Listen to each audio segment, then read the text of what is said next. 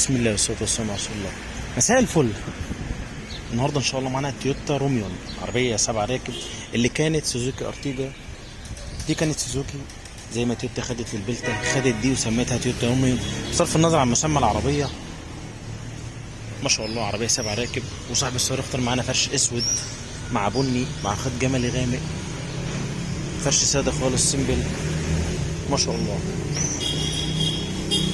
اختار كل حاجة، كلون خيط، كتصميم، سواء مكن على الكمبيوتر مكن عادية سادة خالص.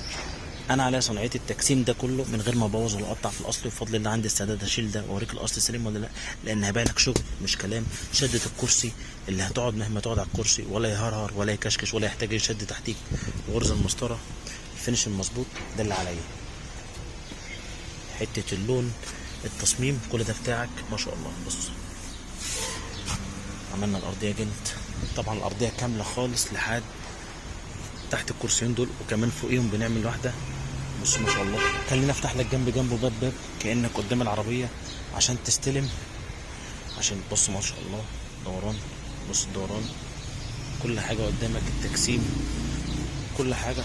لو انت بتتابعنا اول مره فركز معايا. ما شاء الله. جيوب ناس بتلغيها وناس بتاكد عليها، انا كده كده بعملها. شده الكرسي ما شاء الله، الغرزه.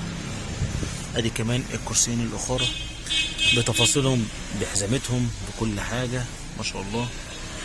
اهتمامنا بالكرسيين اللي قدام نفس اللي في النص، نفس اللي ورا خالص، ما بنركزش على اللي قدام بس. المخدع بيقفل براحته وبيفتح براحته. الفتحه بتاعت المخدع مفيش فيها قصر، مفيش فيها جلد مكلكع. ما شاء الله. فتحه الحزمه، الجراب، كل حاجه.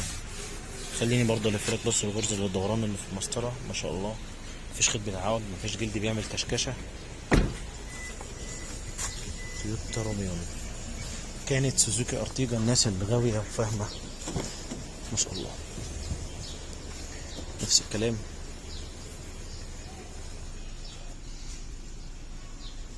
من هنا اهو عشان ابقى جبت لك كل حاجه. بص الدوران. خلينا اوريك الشنطه برضه عشان يبقى انت شفت كل حاجه. بسم الله اهو. كل ده جلد في جلد، كل ده جلد. تفتح الخزنه هتلاقي برضه دواسه جلد. نفس الكلام، كله جلد في جلد اهو. مفيش اي حاجه خالص من الاصل بتبان. الباب الرابع والاخير ما عملناش احنا اي حاجه تانية اضافيه، لا في الباب ولا في الطبلون ولا امبت لايت ولا فيز حوض ولا اي حاجه خالص. ما شاء الله. فرش اسود وبني، خط جملي غامق، كراسي ارضيه، مخدع كونسول. اسف لو طولت عليكم، اتمنى تتابعونا على طول وما تنسوش مننا. اشكركم شكرا جزيلا. السلام عليكم.